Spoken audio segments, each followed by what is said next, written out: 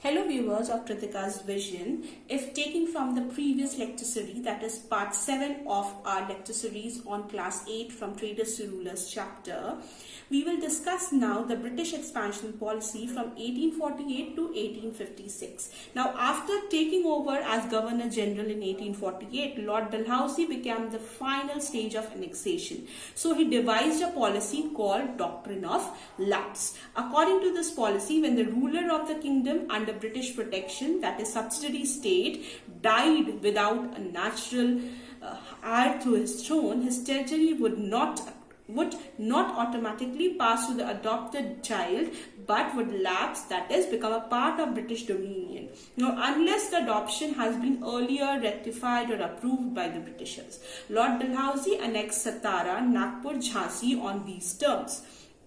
Even he went further and he even took the kingdom of Awadh on the pretext of misgovernance. Yes, the Nawab of Awadh, Wajid Ali Shah, was their friend. He was loyal to the Britishers, but still his government, his country, his kingdom was taken by the Britishers on the pretext of misgovernance. So this showed that Britishers were owned to none of the Indians. Now even the military, the soldiers coming from Awadh, they revolted against the Britishers, but all in vain. Now Lord Dalhousie also abolished the titles of many ex-rulers of India. The titles of Nawab of Karnataka, Surat and the Raja of Tanjore were abolished. Dalhousie also refused to pay pensions to some of the ex-rulers like Nana Sahib, who was adopted son of Bajirao II. He was refused that he will be never given pension, and he was not getting it. So the relatives of Nawab of Karnataka were not given the pension which had been given to the Nawab. So all these, due to all these policies of Doctrine of Lapse, abolition of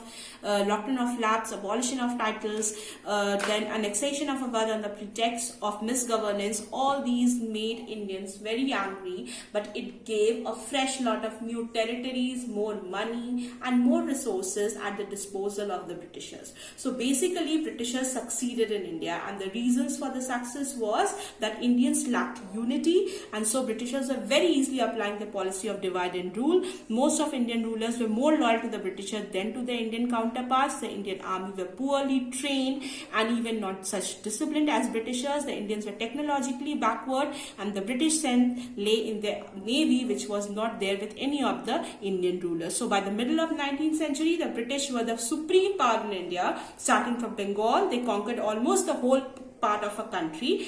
After this phase of conquest, they began to economically exploit a country. So thank you for tuning in to my channel.